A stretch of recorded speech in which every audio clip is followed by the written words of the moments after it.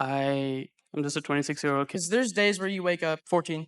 I'm raising two young men and a young lady. Love and then being a savage. How did you find her and when did you know it was? When you talk about the foxhole, I'm just a 26-year-old kid. I don't know what I'm doing in life. I don't know where I'm going. So my question to you is, what advice do you have for someone like that, and also someone You who gotta is... slow that shit down, man. Sorry, You gotta bring it. I'm nervous. Sorry. Don't be nervous, man. Fuck these people. You good? Fucking don't be Okay. nervous. That's exactly how motherfuckers fail. They walk in the room, and they ain't making no money that way. They ain't doing shit. You might heard shit you said. Now say that motherfucker, stick your chest out.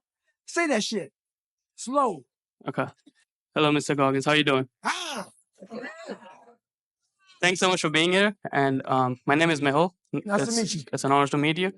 And so I'm just starting out in life. I don't know where I'm going, what I'm doing.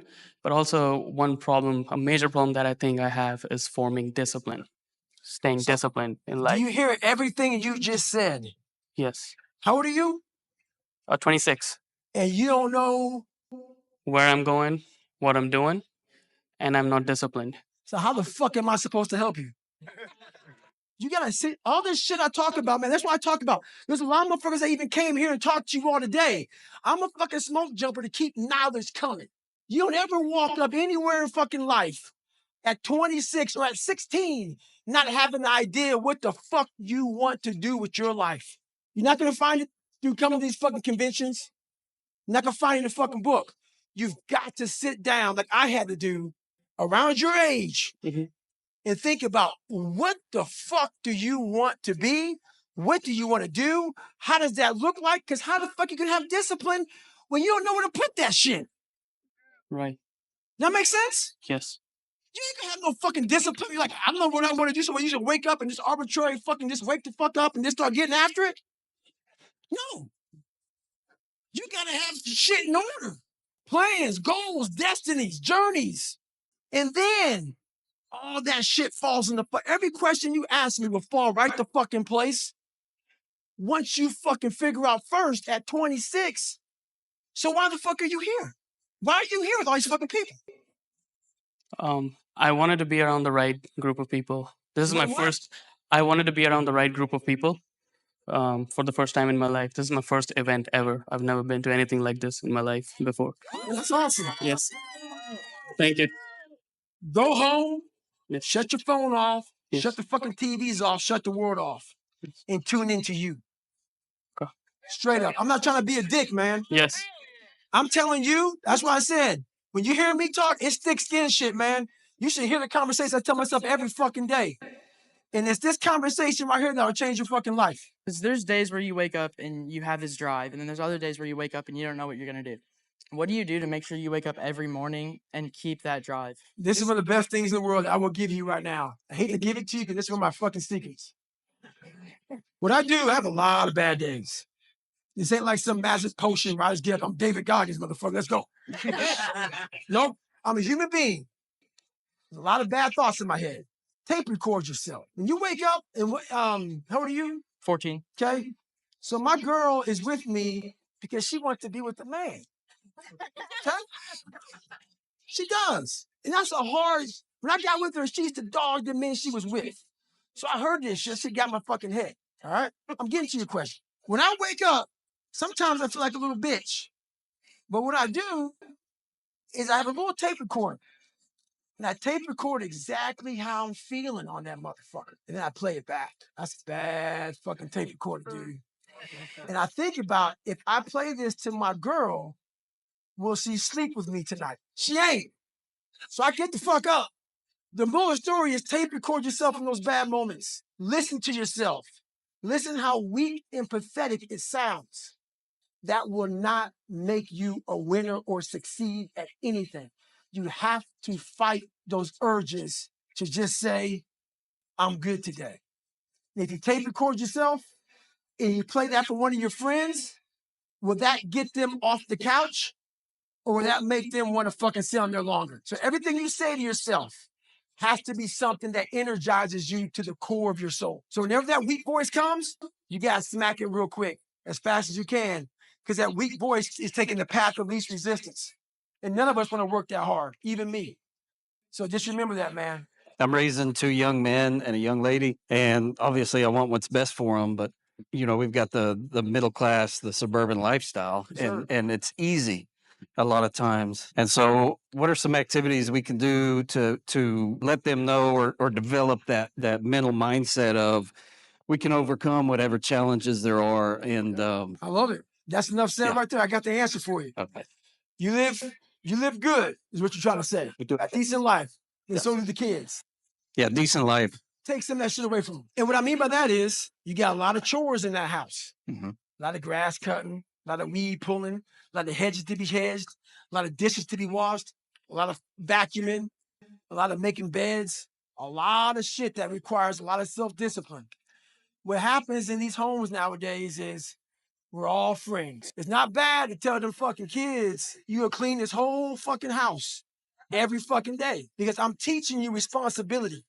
If you don't teach them that responsibility, it's not like you're being hard on them. You're setting them up to have what you have. If you don't teach them that, no one else is. And like I said, have that conversation first. I'm not punishing you. You may be upset, but I'm gonna put your fucking ass to work every day because that's the only way you start to build those mental calluses. If they come from your house and go out to the world, that's what the world's gonna expect from them. Mhm. By you being the best dad you can be, you teach them that shit now. So then it's not foreign to them when they get out there. It's like, hey, what is this? That's the best way of doing it. You got to have that system set up in your own home. At least that's how I believe. Old school, man. Obviously, you brought your girl here with you today, so I was inspired to ask you, especially when you start with Ryan. You guys first started talking about being lonely, Right. especially being a savage. So, what's your best advice on finding love and then being a savage and keeping a partner in your life? She does a lot of the same things I do. So she is driven. So it's not like I had to talk to her too fucking long. Mhm. I talked to her for 3 years because there's driven and then there's Goggins. So she's driven. I'm Goggins. Right. But the thing about that, man, is I found a woman that was looking to up her game. She came to the right place. And that's what people have to realize, man. Like when you get with that person, they have to be wanting to be as hungry as you are and up their game. Mhm. So it's like a feed off. It's just you're feeding off two people that just want to be the best. And that's how it works for me and her. That's awesome. Yeah. So it just works great. And trust me, this wasn't my first, second, Right. or third rodeo. So it might take some time, For sure. but you'll find it. Awesome. So, how did you find her, and when did you know it was like the line to that one more conversation to work through shit, or fuck her? I like that. It became real easy because when I was myself with her on date one, And also, how many you been through? how many have I Like, been how through? many did you have? How many relationships? Like, how many did you have to sift through to get to her? Well, I've been married 3 fucking times. Okay. So I sifted through 3 women because I was young, dumb, and the women I attracted was in the same place I was at that time, which was the dungeon. And that's the thing no one understands. I'm like, man, how the fuck am I keep on getting these motherfuckers? Because you're attracting the same person you are. The second I fucking became who I wanted to be and started believing that I can be better than what I was, I got this motherfucker. So that's the thing about it, man. Whatever you're putting out, you're going to get the exact return. So how you find that woman is if you're in a good spot, you're going to find a good woman. I got a good woman. Here's the thing. She got hit in the head with a hockey puck 15 months ago and had an extreme TBI, almost died. So it's like, it's really throws a curveball into things. And so like, I tried to really be steadfast, but when there's fluctuating emotions and then there's a conversation about us being on the same page and then not, it like is it like, hey, play the long game and forge ahead? Like, it's just kind of, It's an easy tough. question, man. How much do you love her? I love her a lot. Like, and I'm invested at this point and I've already been through several fuck hers. You answered the question right there. You got to go through all the fucking headaches. It's unlike the guy in front of you. She was done. When you love somebody like that and you've invested that much time in them, you got to get through this time. You just got to. Yep. So you got to. This is one of those SIU pills. Suck it up with a can of hard. When you talk about the foxhole, it resonates with me, right? Because that's what you want. I mean, you watch my 6, I'll watch your 6. Like whoever comes back to back, we're gonna kill everybody, right? Good. So with that mentality, obviously I study rich people biographies and stuff like that. So I study characters to them. What are you when you look for who you want in your foxhole with you, right? Like who do you want? You want the badass mother to have your back. What are you looking for? Whether it be values, personality, mindset. What are you looking for to pick your foxhole buddies? Easy answer to that. Let's say I tell you I want to be a doctor, and I go to bed at night. When I wake up, you're sitting there with my college list because you're a call Harvard or where the fuck, and I'm already enrolled in school. That's who I want in my foxhole. I want a motherfucker that when times get hard and I'm out there suffering, you look at me and say like this: do you want a banana? Do you need something to drink? You want to take a little break?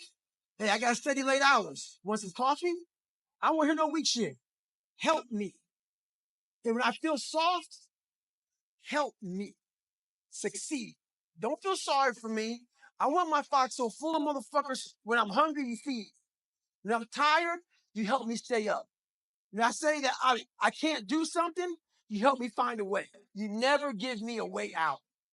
Like most people nowadays, I hear all kind of families. They come home, that doctor story is real. I want to be a doctor, but they fucking sucked an anatomy or some shit.